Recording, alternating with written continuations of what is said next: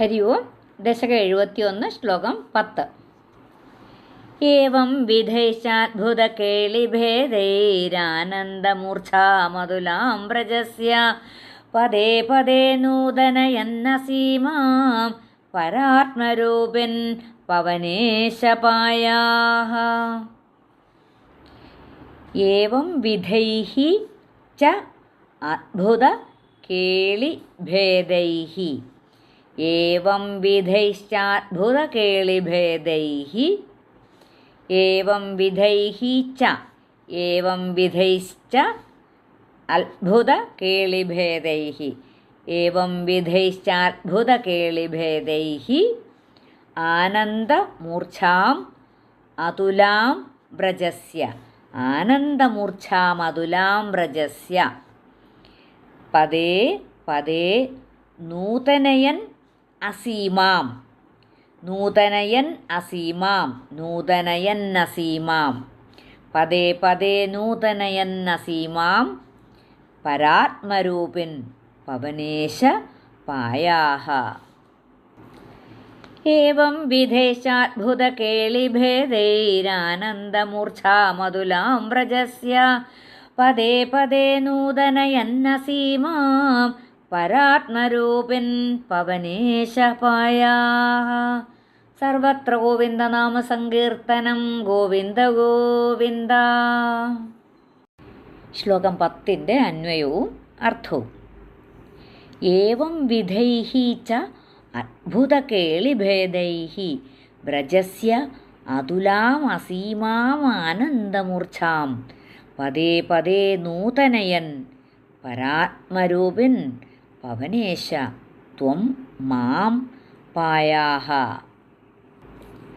ഏവം വിധൈഃ ച ഈ വിധമുള്ള അദ്ഭുതകേളിഭേദൈഃ പല ലീലാവിശേഷങ്ങളെ കൊണ്ടും. ഏവം വിധൈഃ ച അദ്ഭുതകേളിഭേദൈഃ ഈ വിധത്തിലുള്ള അദ്ഭുതകരങ്ങളായ പല ലീലാവിശേഷങ്ങൾ കൊണ്ടും. വ്രജസ്യ അമ്പാടി. വ്രജം എന്ന് പറഞ്ഞാൽ അമ്പാടി. വ്രജസ്യ അതുലാം അസീമാം ആനന്ദമൂർച്ഛാം അമ്പാടിക്ക് ഒന്നിനോടും ഒമ്മിക്കാൻ പറ്റാത്ത അതിരുമില്ലാത്തതായ ആ സന്തോഷ അതിശയത്തെ പദേ പദേ നൂതനയൻ അടിക്കടി പുതുക്കിക്കൊണ്ടിരുന്നു. നവം നവം എന്ന് വെച്ചാൽ പുതുതായിട്ട് ഉള്ള ആ അദ്ഭുത കേളികളാൽ ആ ഗോകുലവാസികളെയെല്ലാം സന്തോഷിപ്പിച്ചുകൊണ്ടേയിരുന്നു. ഇന്ന് കാണിക്കുന്ന അത്ഭുതമല്ല നാളെ കാണിക്കുന്നത്. അങ്ങനെ ഓരോ തരം പുതിയ പുതിയ ലീലകളാൽ ആ ഗോകുലവാസികളെ സന്തോഷിപ്പിച്ചുകൊണ്ടിരുന്നു. പരാത്മരൂപൻ പവനേശ ത്വം മാം പായാഃ. പരാത്മരൂപൻ പരമാത്മസ്വരൂപനായ അല്ലയോ ഗുരുവായൂരപ്പ, ത്വം മാം നിന്തിരുവടി എന്നെ പായാഃ രക്ഷിക്കണമേ.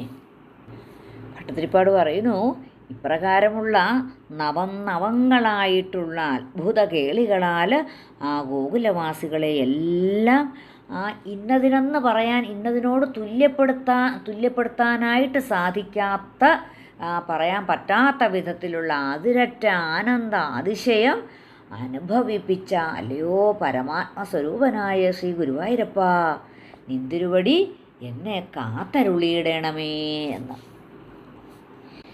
ഏവം വിധൈശ്ചാദ്ഭുതകേളിഭേദൈരാനന്ദമൂർച്ഛാമതുലാം വ്രജസ്യ പദേ പദേ നൂതനയന്നസീമാം പരാത്മരൂപിൻ പവനേശ പായാഃ.